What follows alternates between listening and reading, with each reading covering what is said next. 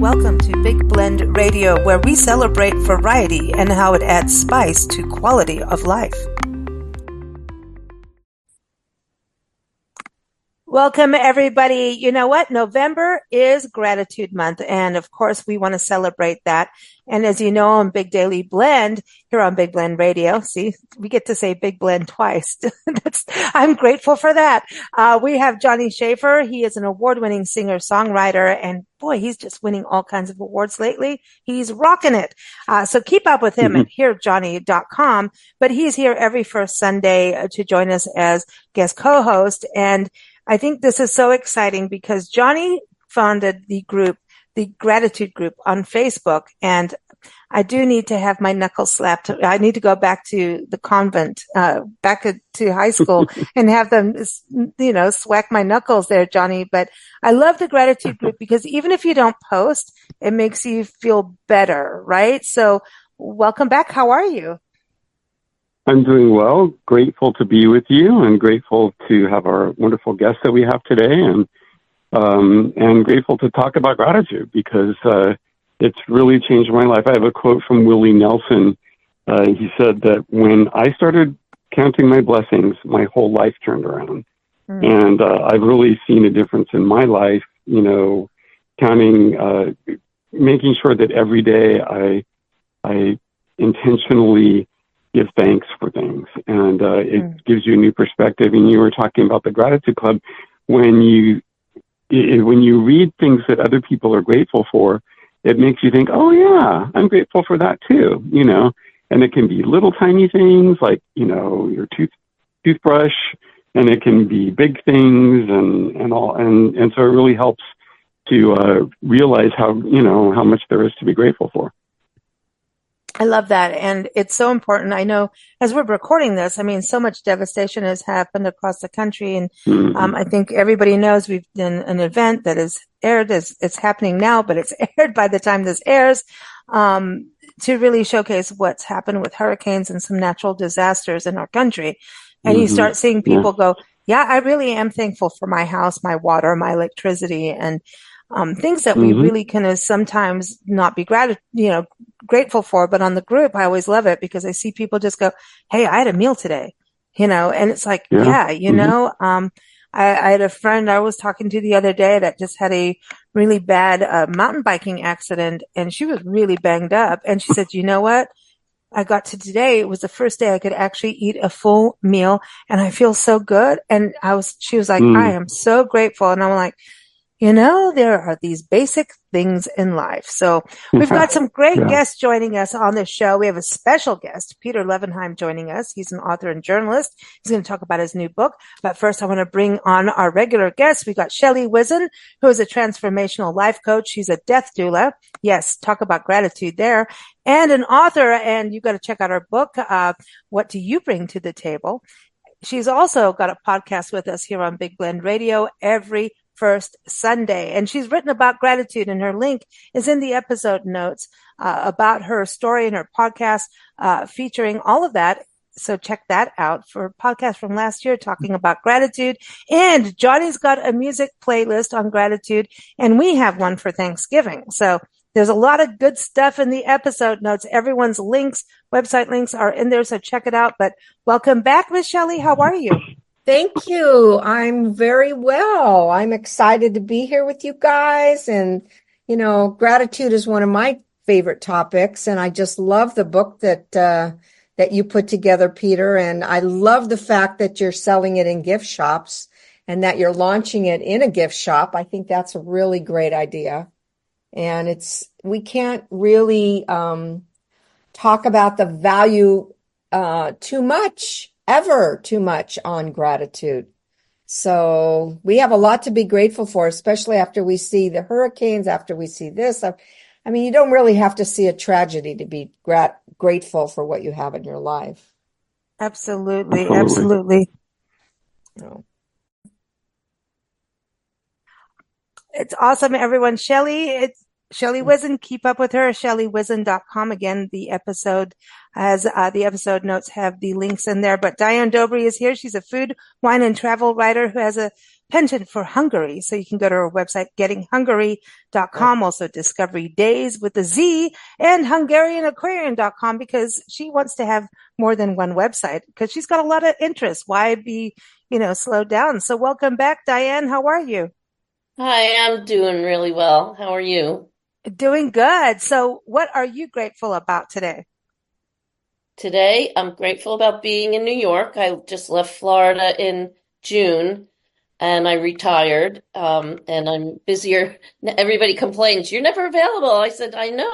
I retired to do things that I like, and I'm so grateful that I retired and that I can now do the things that I really enjoy doing. Mm. Yes. So yeah, because you wanted to be on the gratitude show. So what was it for you to do this? I know Shelley is a transformational life coach, and her background does a lot of work in gratitude. But what was it for you that made you say, "I want to do the gratitude show"? I have been writing little journals, like where I would have like a page of 10 things I was grateful for every day and 10 things I wanted to bring into my life. And at one point when I was 60, I had lost 3 jobs in a row just from, the economy, and then just, oh, we're not renewing your contract. And I ended up living with my parents when I was 60. And that was not fun. I kept thinking, who's ever going to hire me again? And I found that I had to, before I even left the bedroom in the morning, I had to play happy music. I had to write the 10 things I was grateful for, and then, just try to bring my energy into a higher level. And then I would write down what I wanted to manifest. And by, I'm trying to think how long it took. It took about a year. And then I wanted to go to Hungary. I didn't know what I was going to do. I won a trip to Hungary. And then I stayed there. And then I called Viking River Cruises and said, I'm a travel writer and blah, blah, blah. Can I write about your Hungarian, whatchamacallit, the tours that you give? And they're like, well, how much time do you have? And they gave me a free 2-week Oh, cruise. So it was like all these things that were on my manifestation list came to me for trying to be positive and not get into that swampy negative. And in a place, yeah, when you're in a negative zone.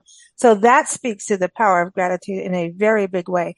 I'm excited to introduce our featured guest today, Peter Levenheim. He's an author and journalist. Oh my gosh, he's done so much. I could read his bio all day long, but I encourage you to go right to his website, because really it is incredible. He's got an amazing book out that is coming out in November 12th, everybody.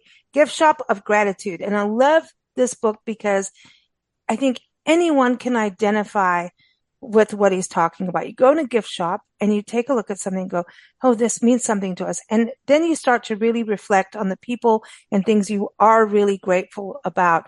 It's called Gift Shop of Gratitude, a journal to explore the journey of your life. So welcome to the show, Peter. How are you? I'm good. Thanks. Very nice to be here. I appreciate it. Yeah, thank you so much for joining us.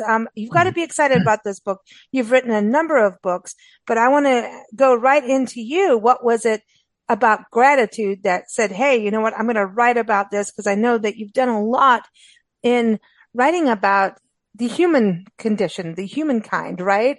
Right. And America and who we are as people. And I love that you do that. Nancy and I have a huge background of just traveling here, and we, pets it and travel. So we're in people's homes everywhere, right? So we really get to know it. And you start to really understand people and have some even different layers of compassion. But gratitude, what was it for you that said, I'm going to write a book about it? Well, I think it was very personal. I recently turned 70. I have 6 grandchildren. I remarried last year. So I have a lot to be grateful for. And I wanted to find a fresh and useful way to express that. I wasn't thinking at all about gift shops, but probably as many of you have experienced, you can hardly go to to a museum or a national park, even the local zoo these days, and you're not required almost to exit through the gift shop. Mhm. And I started thinking about that concept of exiting through the gift shop. And at some point, it just dawned on me, gift shops can be a metaphor for life. And all the trinkets and tchotchkes and items that are typically sold in gift shops can be seen as symbols of the things in life we're most grateful for. And that's when I had the idea of writing about the gift shop of gratitude. So the book is a journal. It's full of stories Mhm. that prompt you to remember and write down the specific things that you're most grateful for. So the prompts are all stories based on 20 items that you can find in any gift shop, from snow globes to tote bags. And these help us recall the people, places, and experiences that we most value. I- And then finally, by filling out the gratitude pages in the journal, you create a keepsake of these memories. Could be for your children and grandchildren. It's a way to say to the people you love, this is who I was, and this is what I cherished. The cherish and values. It brings values in, and I think it makes us slow down. I love the journaling part of it.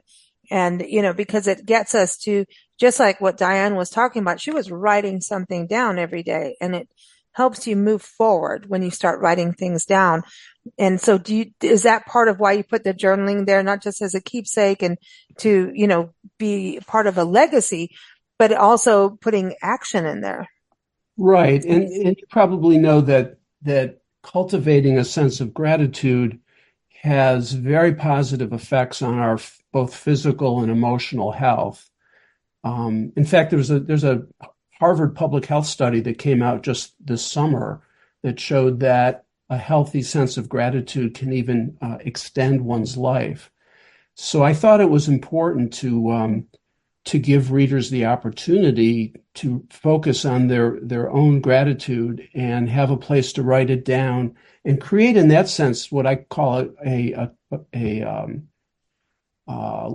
testament of gratitude, something that records for your whole life the things that you most cherish, and that can become a family keepsake, a family cherished family item that can be passed down through generations about who you were. I really I'm going like to give how you framed it with the gift shop because, like even at Disneyland, when you go on Star Tours, when you walk out, you go through a gift shop, and yeah, when you buy something in a gift shop, it's so that you can remember that experience. And I know when I used to go on vacations as a kid, I always wanted to get a souvenir, and then same thing with, like, when you talk about keepsake Christmas ornaments, that, we always get ornaments when we go places that we love so that at Christmas time we can remember those experiences that we had. So I really love how you framed that. It's really a smart thing, Peter. Yeah, thanks. Yeah. So just as an example, I was at a gift shop at the Impressionist painter Claude Monet's home in Giverny, France, and my wife and I bought a deck of playing cards. Now, on the back of each card, there's a photograph or a picture of one of Monet's famous paintings. And I include playing cards in my imaginary gift shop of gratitude, but on the backs of each cards, instead of famous paintings or photographs of local landmarks or something, I imagine that I would have pictures of the people who I'm most grateful to have in my life. That's So I awesome. would have one card for my wife and two for my parents, one for my brother, another for my late sister, three for my kids and six for my grandkids, and a half dozen for my closest friends, some who are still living and some who are already gone. But in the book, I invite readers to fill out their own deck of playing cards and they can list the people that they would have pictures of on the back of those cards and talk a little bit about why each of them is there. I love this. I love this. I want to go to Shelley on this as a transformational life coach. Shelley, the power of this writing down and really doing these kinds of exercises, how important is that to make a shift and even kind of get centered? Because sometimes we derail, right, as humans. So how important is what Peter is doing with his book, Gift Shop of Gratitude?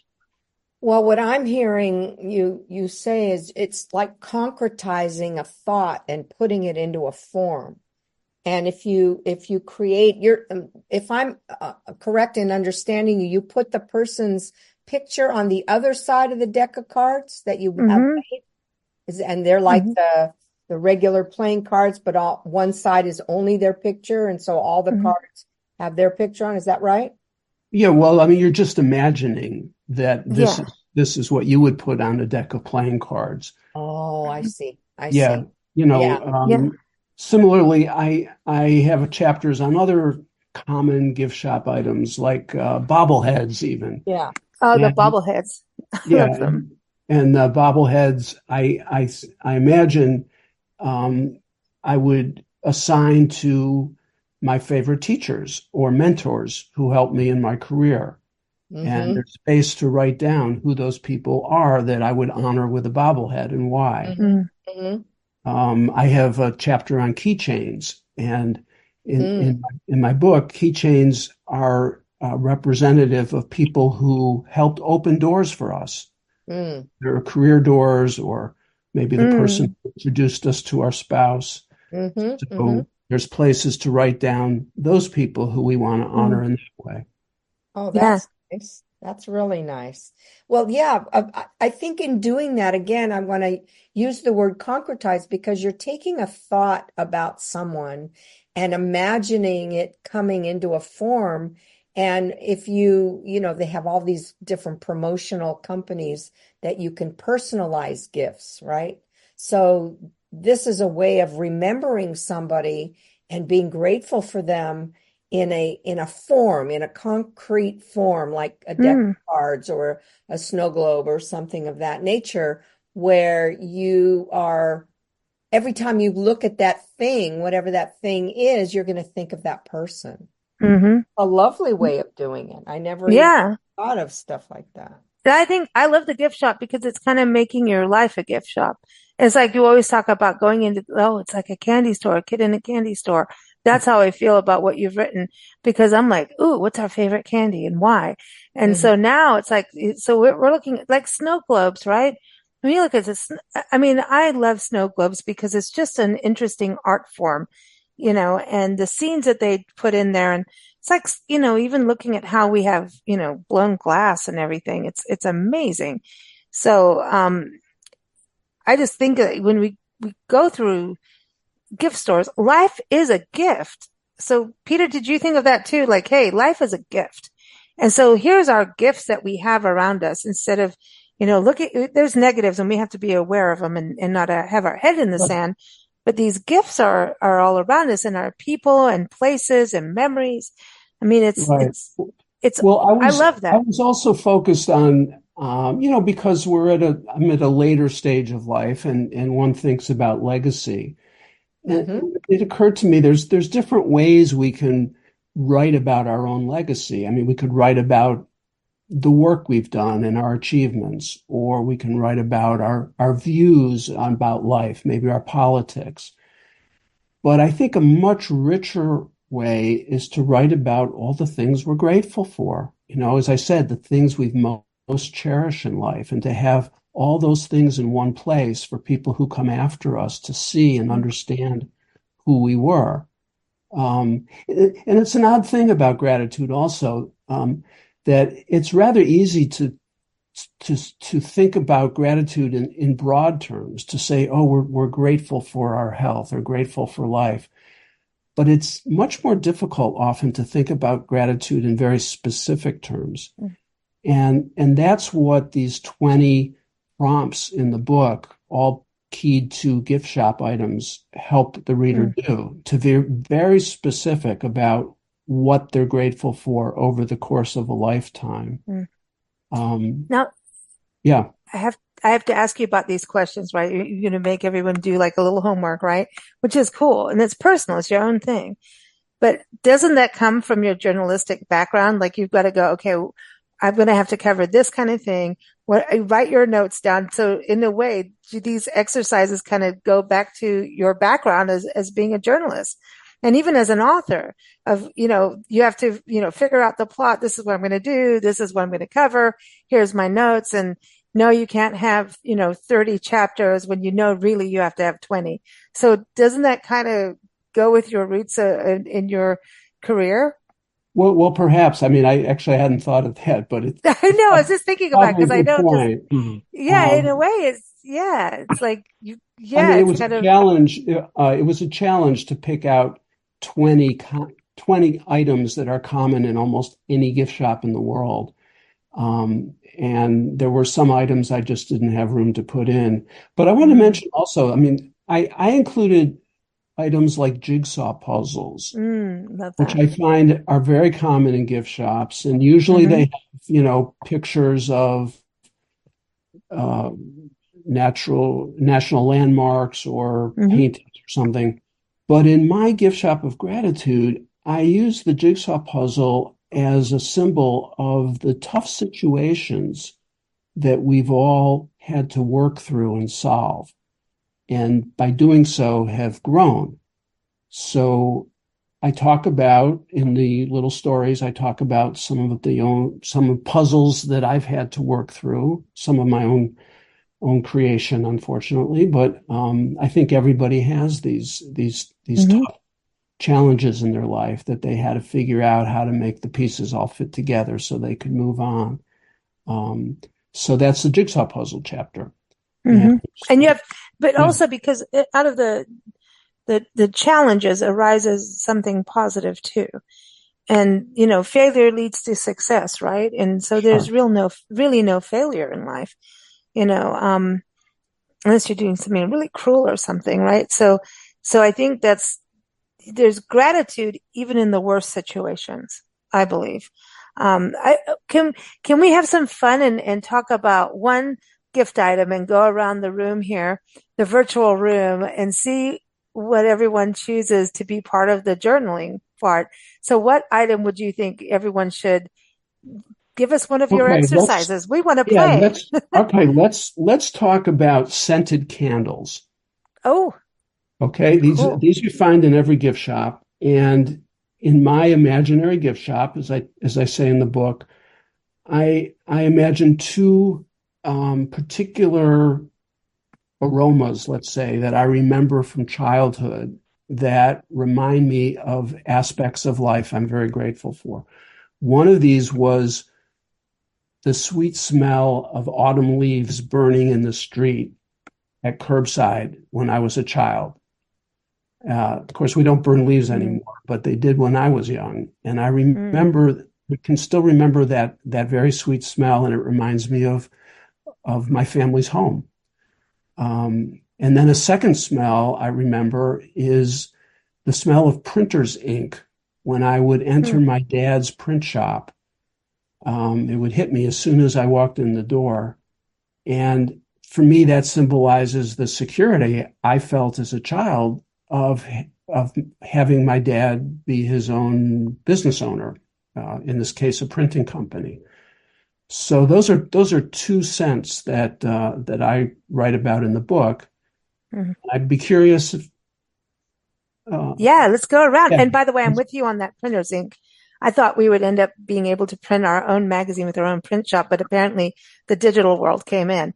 But but I do love that old smell. Let let's go with Diane first. So Diane, give us two candles. Candles. Okay. Well, the first one that comes to mind is always Christmas. And I'm trying to think like, I always think of these spicy smells like, cloves and something that would go with apple pie or, the cinnamon and scent. So that reminds me of Christmas. And that was always like, it still is like the most magical time of the year for me.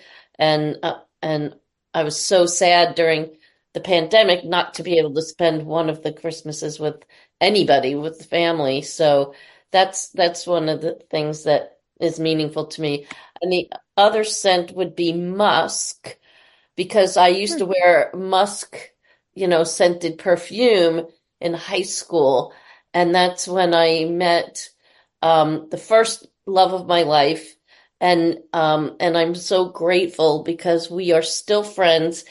We celebrated 51 years of our friendship this year, and he happened to come east from California to New York, and we got to hang out for a day with his sisters and just reminisce. And it just was like a perfect day.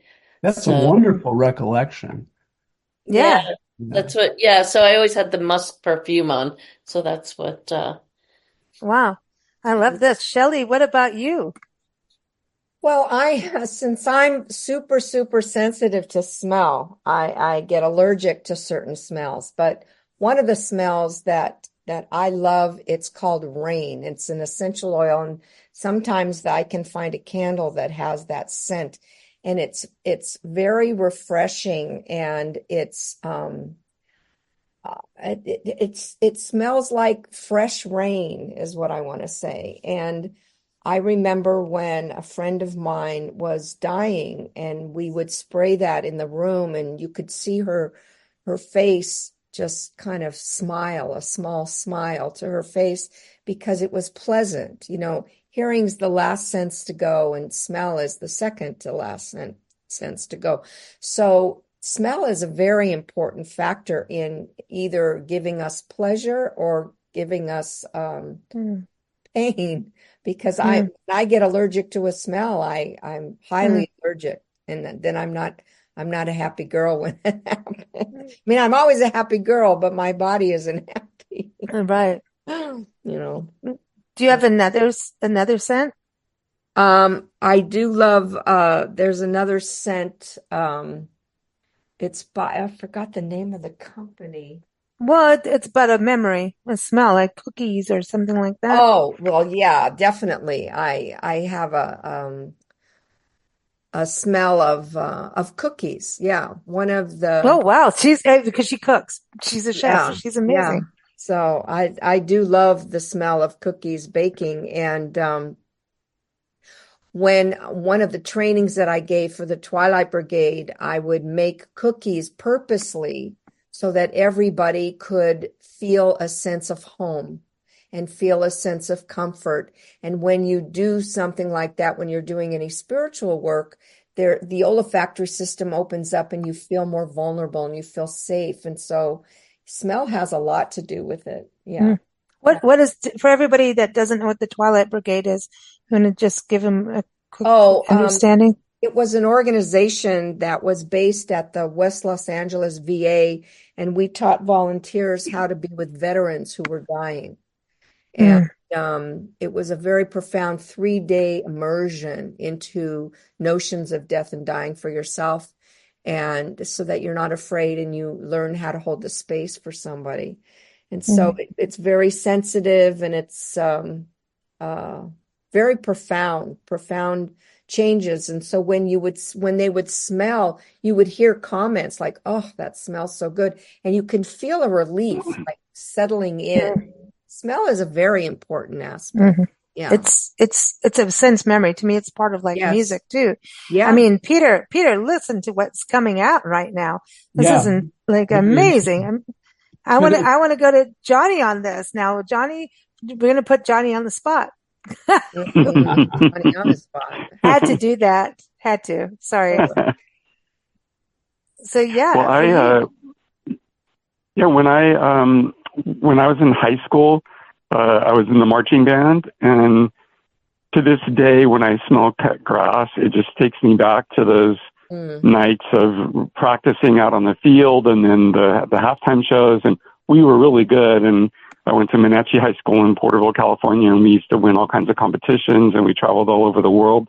And I just relate that smell of cut grass in the fall, and then the way it gets tempered by the other fall, smells. It smells a certain way in the fall, and even when you go to high school football games, you can smell that a lot of times.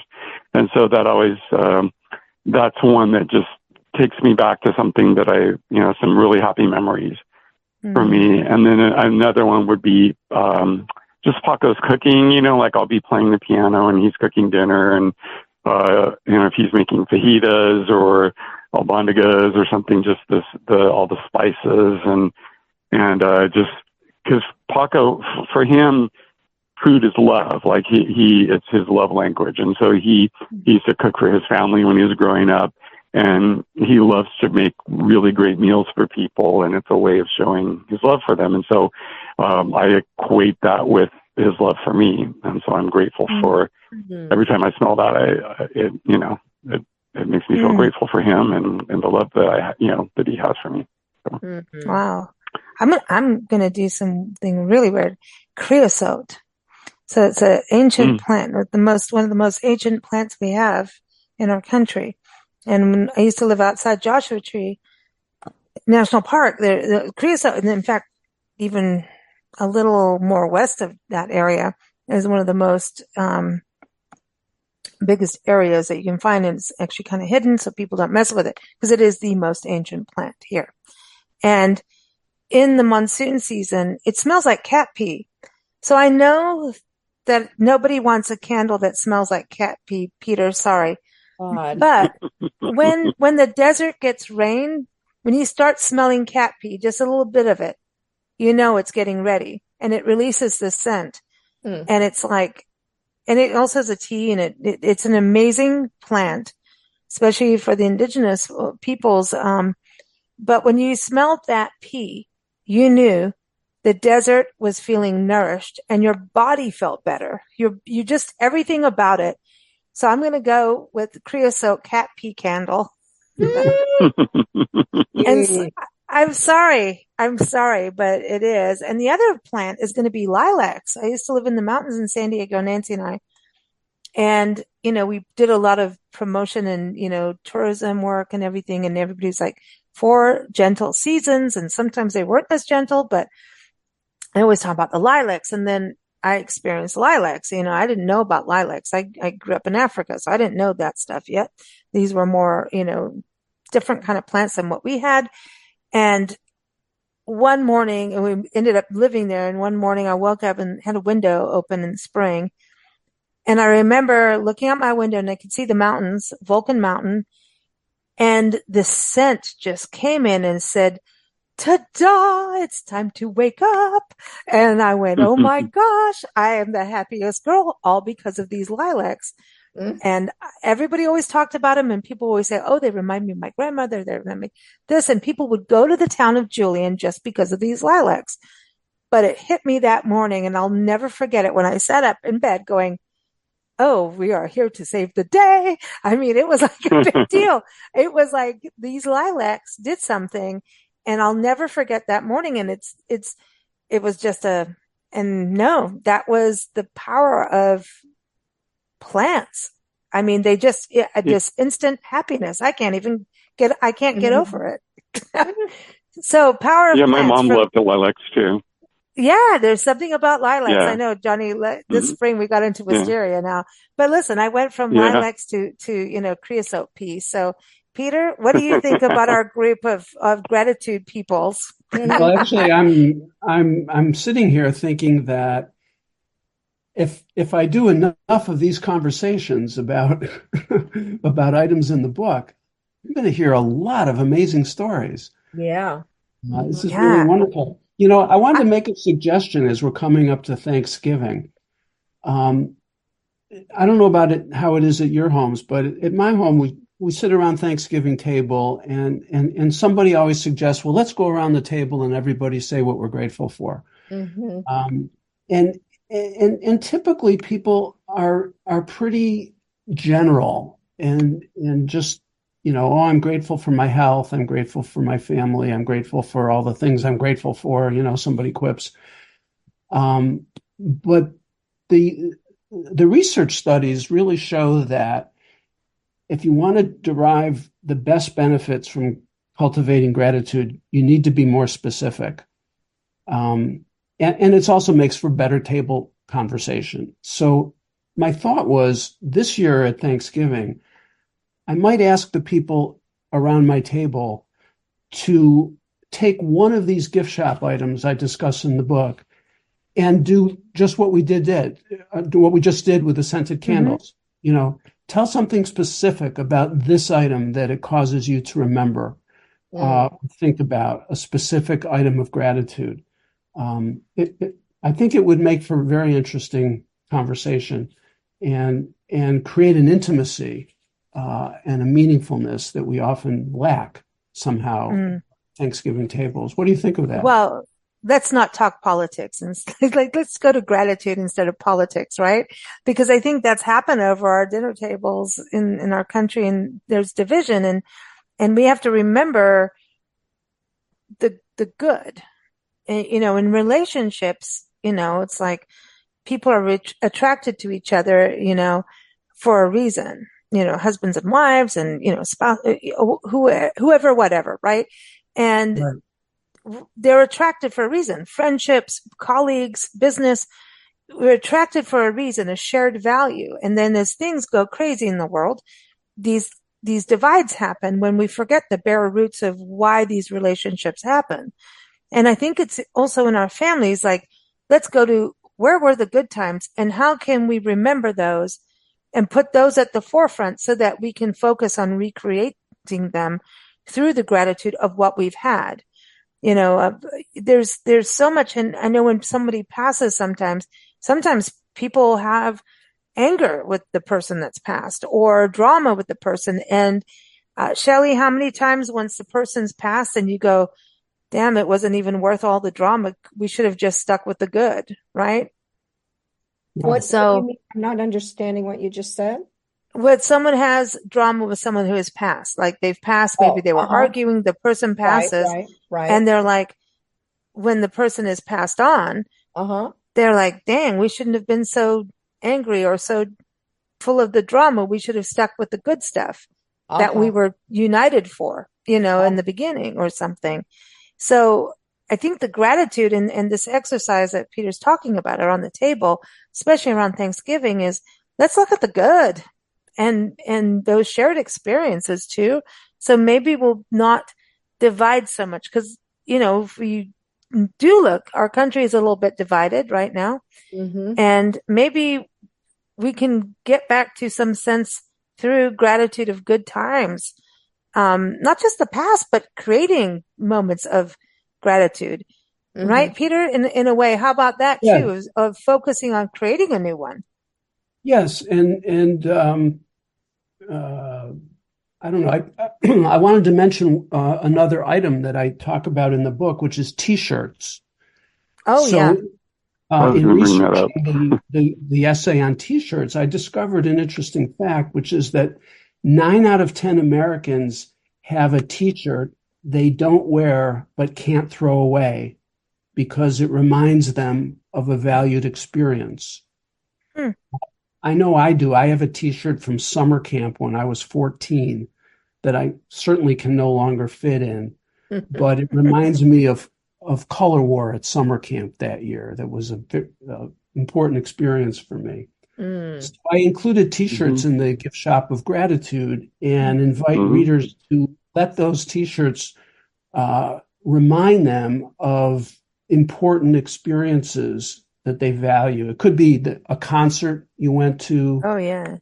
Maybe a political march you engaged in, or a touring event of some kind.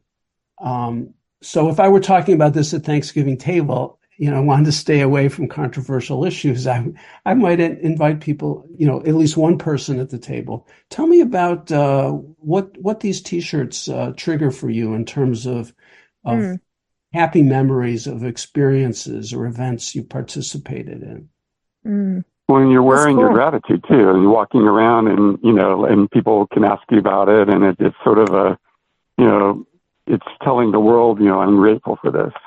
Yeah, because you know, I think as we look back on our lives, there are some experiences and events that really were very meaningful and continue. And we might not think about it on a daily basis, but if you think about a T-shirt, it can remind you of it. Yeah. I mean, it's especially on the music front. Are you kidding me? Heck yeah. There's some Right. t-shirts I have in my suitcase, and like, we travel full time, that I keep in the suitcase just to look at them and remember. And like, no, you're not going to ruin those t-shirts. Like, you're not even wearing them because they're Mhm. prized. It's kind of weird. That's kind of weird, but it is true. There's special ones. And I think also the t-shirts can also be that someone knows you, has given you that gift, right? Has given you a gift knowing that.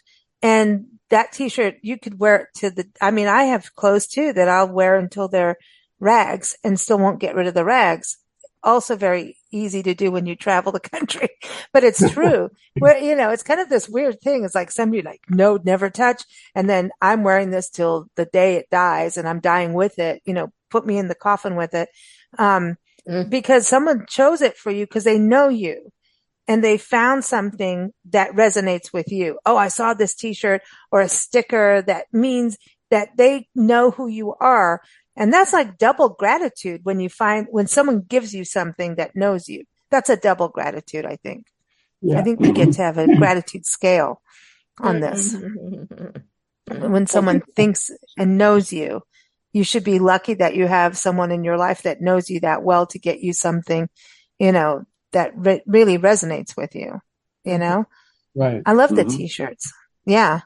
Yeah. We can do that. Okay. So let's close it up with a t-shirt. Okay. Cause we could put people's faces on it. Don't iron them in, but you can do anything. So let's close it up with that. Shelley, I want to go to you though on gratitude as a transformational life coach. What is the most important thing we can get out of gratitude, do you think? Of actually practicing this. Like Johnny's got his Facebook group. We've got Peter with this amazing journal experience. And, he's given us a metaphor to follow. I think this is great. I think, Johnny, we need to start using this, a little bit in the gratitude group, a little bit. Mhm. And I'm Oh thinking yeah, that Peter definitely. may have to have, Mhm. book clubs over this. I'm just saying, Mhm. Peter, Yeah. I don't know if No, you're going to do no, book. I think the conversation at a book club would be very rich, Mm-hmm. with a book like this. Yeah. Let me just interject one thing because my publisher will be upset with me if I do not tell listeners the name of the book and that it can be pre-ordered. May I Oh, do that? yes.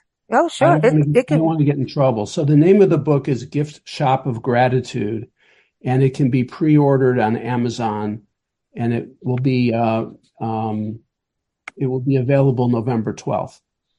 And if you pre-order it, you're going to help him become a bestseller. So then you can be grateful for helping an author become a bestseller, right? Well, at Isn't least it's my important? publisher Mhm. will be happy. Yeah, no, it's important. It's important. But I want to go, Shelley, what do you think in gratitude? How important this is to have these exercises, to do this and really focus on gratitude. And I don't think it should just be November. I think we need this all the time. It should be a daily practice. Is that part of transforming something that could be like Diane had this amazing story of going from something that was a little dark in her life to going and persevering and being resilient. Using that gratitude could be the shift that can really change things. And definitely when we actually, I have an exercise in the book that I wrote, What Do You Bring to the Table? It's sitting in your living room and just spending 2 minutes looking around and appreciating everything you have. So wherever you're looking, you identify what you have and you appreciate it and you feel grateful for it. And I think what being grateful and being conscious of being grateful gets you in the present moment. And it's hard to think about something sad when you're looking at something that reminds you of being alive and being, Mm, where you are in the mm, chair or in the seat or in the couch or wherever it is that you're sitting, even being able to sit on a couch and mm, being able to be alive and smell whatever you smell and see whatever you see. And it's a great way for people to reduce some anxiety is to be grateful for what it is and start listing the different mm. things that you're grateful for. Very important aspect. Yeah. Mhm. I wonder if society has just put up all these things of not we've overdone things a bit, I think. And so we kind of lost this gratitude. It used to be part of life, actually. You know, at dinner table, talking about gratitude, whether it's with prayer or a conversation, gratitude was part of a lifestyle at one point. And I wonder now it's kind of gone into this mode of like, we have to have the top of this, the top of that, that we've kind of lost sight of gratitude. And so, Peter, I think it's important what you've done because it's kind of brought that back. Values of what do we value and what are we grateful for. So we don't need to have 10 cars to be grateful for one. I'm just saying, it's not necessary. So that's an important thing. But let's really go around and talk about these t-shirts. So Diane, let's talk to you about a t-shirt. What t-shirt? What are you going to wear that says you're grateful for what? What are you going to be? I have to say, well, the t-shirt that was in my mind when you were talking about t-shirts was, I have like three, and one is from Humboldt University in Germany. I had gotten a Fulbright to go there, and it's got holes in it and everything, but I won't get rid of it because it reminds me of having the chance to go to Germany for 3 weeks on a Fulbright. And then the other shirts I have, my son's, they're both first responders. One's a K9 Port Authority police officer, and one's a New York City fireman. And they always give me sweatshirts, and sometimes it's so bulky. When I lived in Florida, I really didn't have a chance to wear the sweatshirts and or the t-shirts with the dog on it. And sometimes I forget to just put them on. And I think, but I won't get rid of them. They represent my sons, and my sons are like on the pedestal, and their sons are on a higher pedestal lately. So I'm grateful for anything like my grandchildren give me, and those t-shirts that my sons give me. This is awesome. Peter, what is on your t-shirts? Well, as I said, the t-shirt that I have that I can no longer wear, but I can't throw out, comes from when I was 14 years old at summer camp. Yeah, okay, I'm just checking because you might have another one, but he's holding on from 14 years. That is right. Pretty epic. That's pretty epic. But Johnny, what about you? Go ahead. No, it does remind me that I'm grateful for having had that opportunity when I was young to be at camp to experience all those great things. That camp is awesome, man. It's always good. And I know, Johnny, you had to go to band camp, right? Come on. I'm going to play American Pie. But Johnny, what's your t-shirt? What's your t-shirt? I guess it would have to be from a Melissa Manchester concert when I was young. It was a group of us from Porterville came down to LA, and she was at the Universal Amphitheater, and they had a t-shirt that kind of looked like a baseball shirt, the white shirt with the colored sleeves. And then it had this picture of Melissa from her, that tour that she was doing.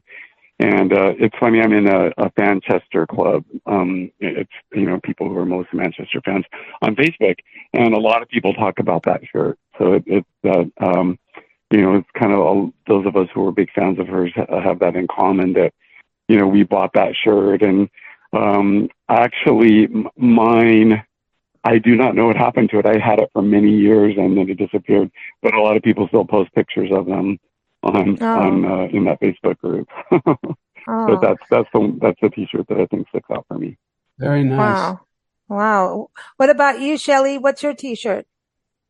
Well, I've got several, and it's hard for me to throw any of them away, but or give them away. But I think one of them that sticks out for me is a t-shirt that I had made for my grandchildren when they had a bar and bat mitzvah, and I had a caricature of them with their interests, he with baseball and she with soccer, and I had a caricature of what they looked like on this t-shirt.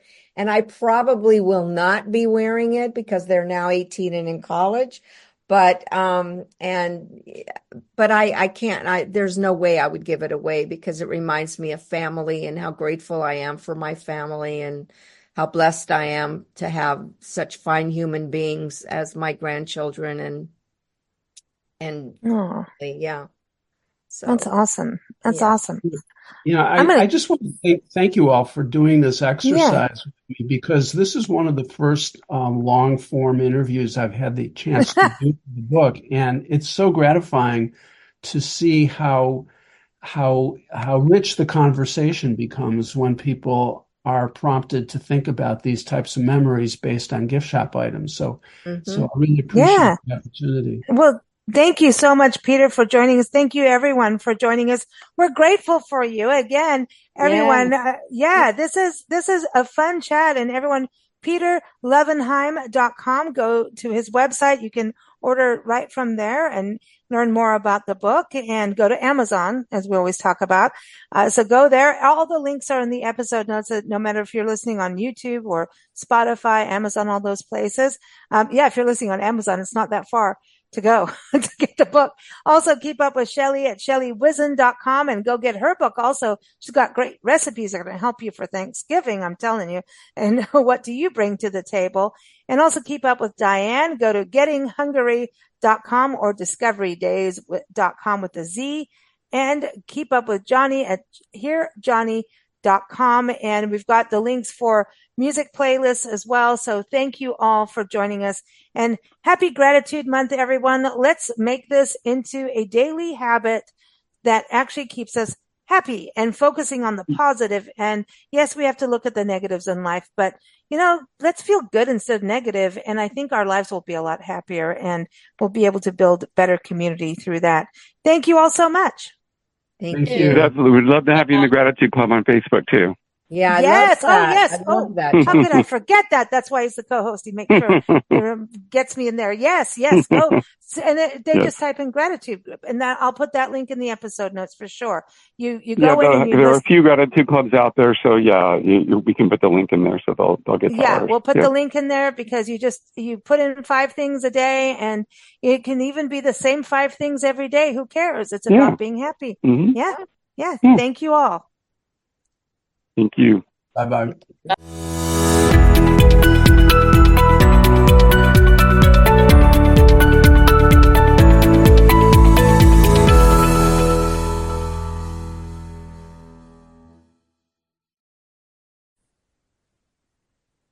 So everyone, now we've got Glenn Burrows on the show. He is the owner of Norfolk Tours in England. So you can go to norfolk-tours.co.uk. And I always say the episode notes have the links to all of our guests on the show, including a little article that he wrote about gratitude. So Glenn, I know we always, when we do shows like this, I always say, hey, I know you like shows about gratitude, about small business, about giving back. And thank you again for the Hurricane Helene event that we did, the online event, doing the story about the starfish, because I think that is, I love the starfish story. So I'm going to call on you all the time. But now I have it recorded. So. Yeah, now you got it. You can pull it out anytime you like, can't you? Yes. In fact, it aired on Tuesday's Healing After Helene podcast, because we did that weekly, and going through hurricane situations in this country and wildfires and things like that, you start to really look at gratitude for the most basic things. And your article really reminded me of that. I know on the show today, we had Diane Dobry, who's a travel writer, food, wine travel writer. And she talked about manifestation, about being grateful. And one of the most hard times in hardship in life, having to really stick to her personal belief system and being grateful for the most basic things, having shelter over her head and things like that. Exactly. We have, of course, Johnny Schaefer, the singer-songwriter, he was on, and he has the gratitude group on Facebook, the Gratitude Club. And we were talking about the power of writing about what you're grateful for every day. And when transformational coach Shelley Whizzen, and she was talking about the power of gratitude and giving. And Diane and her had a great conversation. Also, we had our featured guest was Peter Levenheim, and he's an author and journalist, and he wrote the book, Gift Shop of Gratitude, a journal to explore the journey of your life. So, you know how we travel, and since you travel and lead tours, people are always buying souvenirs, right? Yes. So when you think about, I remember when the Queen passed away, and they were talking about what was happening with the souvenirs and people running out to get them. And, you know, if they've been somewhere and, you know, like the spoons and the plates with the Queen on them, right? And like the plates with Lady Di on there and things like that.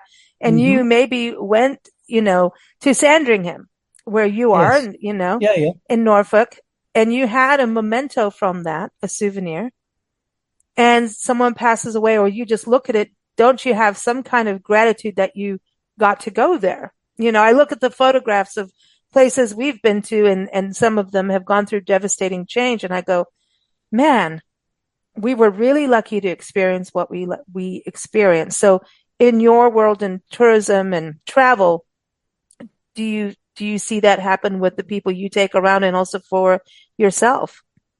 Yeah, I mean, you were saying that, you know, about being grateful for being where you are, and you know, I'm grateful that I live in quiet, calm Norfolk. You know, Yeah, I bet. we don't have anything like you've had over there. You know, we don't have tornadoes, we don't have earthquakes, we don't have anything like that. So I am really grateful that I can even think about living in a place like this where I've got calmness, and I haven't Mm, got to worry about there being an earthquake or there being a tornado, or, you know, yes, we do get the odd flash flood or something, or a windy day where a tree might fall over, but that's nothing, absolutely nothing. So it is all about just being grateful for what you've got in your own backyard, you know, and like you've said about the little things are so important, because I was always told that a grateful person is never going to be miserable. mm, If you are miserable and you're sitting and you're feeling down and you're feeling really miserable, then just think about gratitude. You know, think about the fact that you've got a roof over your head, you've got food in the fridge. You know, I always remember that I was told, you know, when I was going through bad times, that I need to write a gratitude list. mm-hmm. And if I'm feeling sorry for myself, I just need to think, right, you know, okay, write a gratitude list. I don't need to think very long before I get, you know, right, I've got a roof over my head, I've got money in my pocket, I've got food in the fridge, I've got shoes on my feet. And then I realize that I've got feet, because my uncle, when he passed away, he didn't even have feet. He'd had both of his legs amputated. So, you know, even thinking about silly things like that, you know, I've actually got feet to put my shoes on. Not only have I Yeah, got shoes, but I've still got 2 feet to put them on. There's a hell of a lot of people in this world who haven't got 2 feet. You yeah, know, they've had a leg amputated or they've had a leg blown off. You know, the poor people who live in places where there are still landmines. You know, there are still a lot of people who haven't got 2 feet. So I need to oh, be grateful for the basic stuff, you know, and that clean water, hot water on tap, heating. I can just press a button. I'm sitting in my dining room. I can just press a button and I've got central heating. You know, mm-hmm. we take it all for granted. I can press the switch on the wall and get light.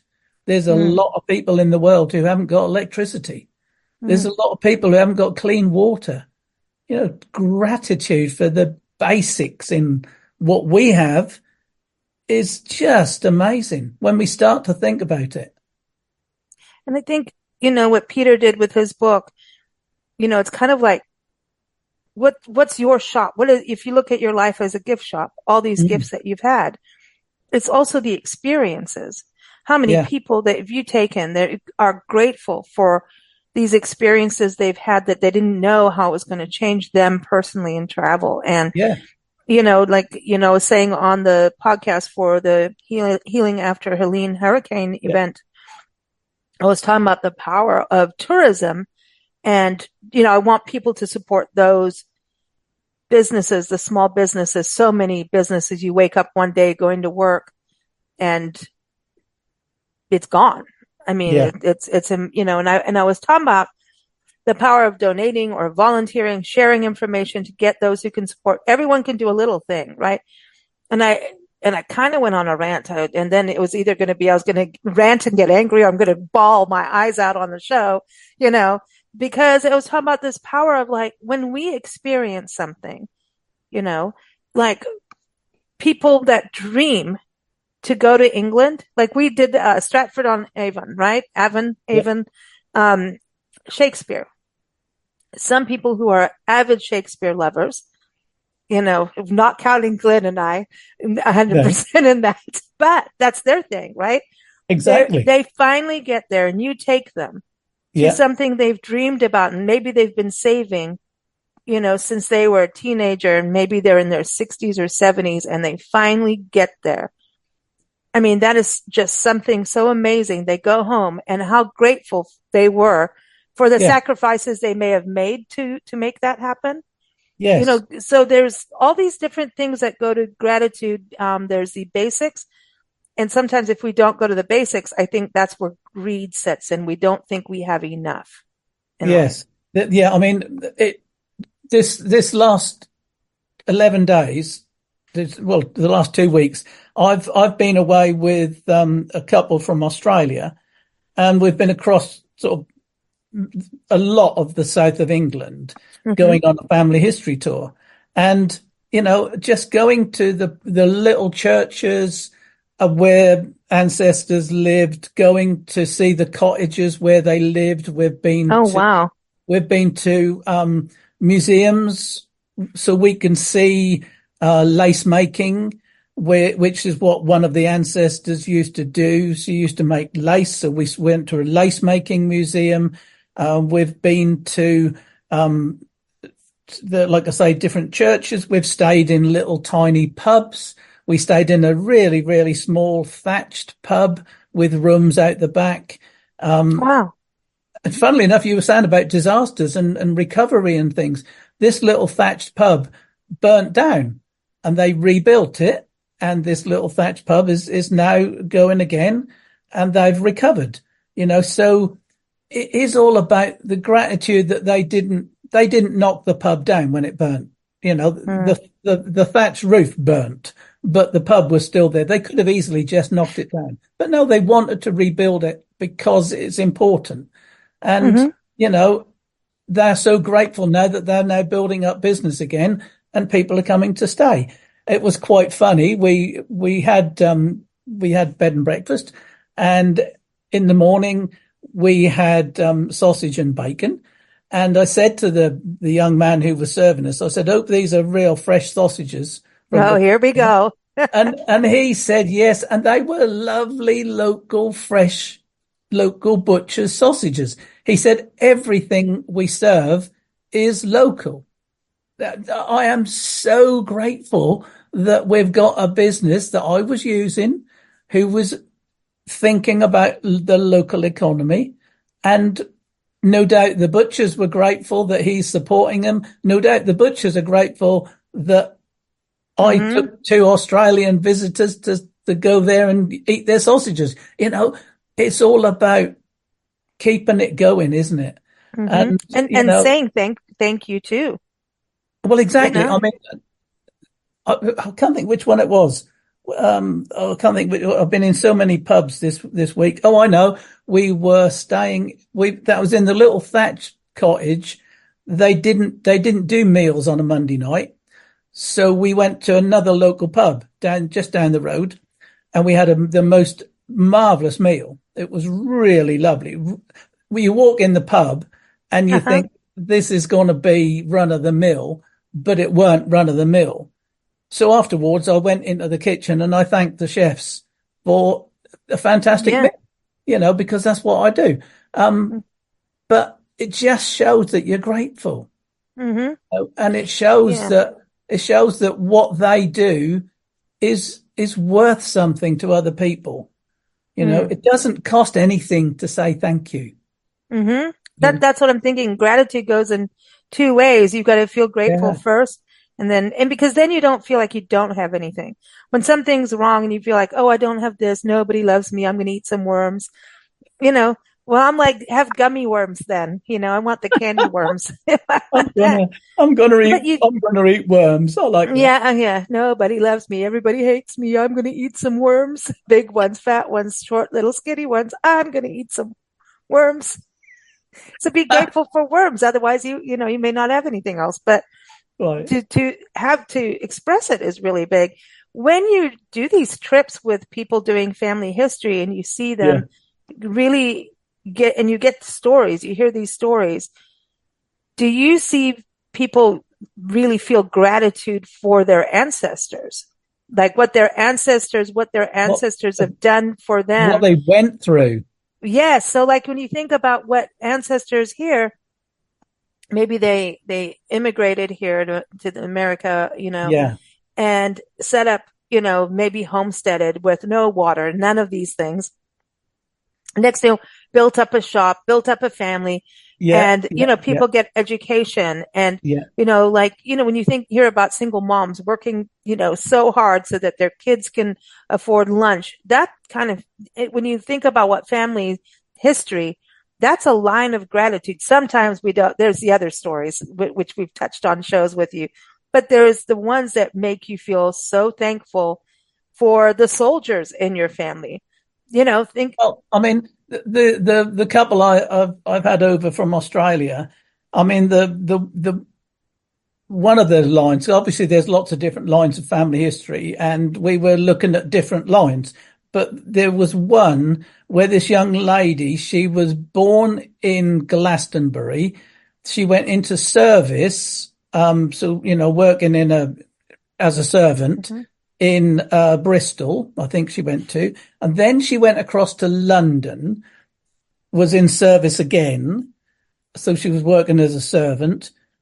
She met her husband to be, who was from Colchester in Essex. He was also in London working as a tailor in a clothes shop. They then emigrated to Australia in about 1883, I believe. And he set up his own tailoring business, and he got himself a shop in the end. But then he fell on really bad times, and his wife fell on bad times as well, mentally. And she ended up in a mental institution for the next 40 years or so. He ended up gambling all his money away and dying quite young, leaving quite a young family who were looked after in care. And the story was of gratitude for so many facets of the family. So there was gratitude from the lady concerned in Australia who came over, that her grandmother, who had actually got through all of this, being in care in Australia, having her mum in a mental institution and having her dad squandering all his money and then dying young, that her grandmother was able to get through all this and turned out being a relatively normal person, after really, really, really having nothing. And, it's a riches to rags story rather than a rags to riches story. Right. He came over to Australia with everything and he ended up with absolutely nothing. And his wife ended up in a mental institution. But actually everything turned out all right in the end, because this lady came over and was able to see the family graves and to go back to where they came from. And to see where they originated from. Wow. But there's gratitude for so many things, and people that just do these selfless acts. Some people do things and pay it forward in a way, and you never even know who, what, or where. Yeah. And that's so important. If you have got something, there was something in Norwich where you could go into a cafe and you could buy a coffee for somebody who wasn't there. Yeah. So that somebody who couldn't afford a cup of coffee could go into this cafe and say, are there any coffees put on the shelf? Yeah. There would be coffees, not literally, but there would be coffees in It's the a way of till. saying it without saying I don't have money. Yeah. It's a There were polite kind coffees of paid way. for in the till. So if someone didn't have any money, there was a coffee on the shelf for somebody. That's awesome. And that's a lovely thing to be able to do. Because And it's anonymous too. When you I don't was going to always, say, you're yeah, buying coffee for people you've never met. yeah, And that's so you could buy a coffee, or you could buy a cheese roll or a sandwich, so you could pay £5, for instance, and that would be enough for a cup of coffee and a bread roll with something in it. So someone could go in and say, is there anything on the shelf? And they could say, yeah, what do you want? That's lovely. I love it. I think so. I think things like that, when it's anonymous and you don't know the person, it just kind of feels good that you did something for somebody else. It comes around. It does. I believe in cycles. Just like What goes history around comes repeats itself. It does. Look at history. Holy cow. Let's not go there. It's repeating itself nicely, isn't it? It's right on schedule. My gosh. But I think, gratitude goes a long way. And, when we die, those are the things, I think when we're kind of on our deathbed, we go through those things that really meant something, I think so. And also, like you say, people remember things, and people remember times that you've spent with people. You don't remember what Granny bought you for Christmas necessarily, but you do remember that Granny sat and taught you how to knit a pair of socks, or Granny showed you how to roll out pastry. These are the things that you remember with love and with gratitude. Well, because teaching someone a lesson, like they always say, teach a man to fish, that every time you're able to feed yourself, the gratitude for being, number one, getting the fish, and learning how to actually do that and cook it. That's to learn skills from someone. Yeah. Priceless. That's what I was saying about travel. What you get out of travel, whatever experience you have, you cannot put a dollar, a pound, you cannot put a monetary value on experiences at all. No. You can have the mementos like the gift shop that we're talking about too. That's great because it reminds you, The couple from Australia, when they were able to actually stand beside the grave of their ancestors, or to actually see the font where their ancestors were baptized, or the altar where their ancestors knelt when they got married, that is a real tangible feeling. Like you say, you can't buy that off the shelf. No, you cannot buy that, and you can't read about it in a book, because you cannot feel the feelings that you get when you're standing beside your flesh and blood. Because that's what really you true. are. You're standing there, you're reading their gravestone, and you know that they are right there in front of you. And you know that their family were standing around their grave while they were being lowered into the grave, and there you are standing there beside them. You cannot buy that. Well, you can. You can. Well, it's like when I saw my best friend Melissa come over from England. We went to school in South Africa together, and can't buy that. But she did bring me Marmite. And now because you're talking about Australia, now I'm like, I need Marmite now. I need my Marmite. I know you eat it there too. You love Marmite. Come on. I don't. I'm so grateful she brought me 2 giant jars of Marmite. Right. And every time, that was so funny. Diane asked me to do her some Marmite on a piece of toast, and I spread it on like I spread the butter, and she said, "No, you just scrape it on and scrape it off. You just do a little." Yeah, I didn't know that because I don't like it. You see. And then you could put a little cheese, a little Cheshire cheese. Ooh. Well, there you go. But I'm grateful for those. No bacon and apples, all right? No, not with Marmite. That would ruin it. You could put the apple with Marmite. Oh, no, let's not do that. Well, No. Glenn, always grateful to have you on the show and good to speak with you. We can't wait for next time. Yeah, look forward to it. Have a good time. You too. Thanks, Glenn. Bye. Thank you for listening to Big Blend Radio. Keep up with our shows at bigblendradio.com.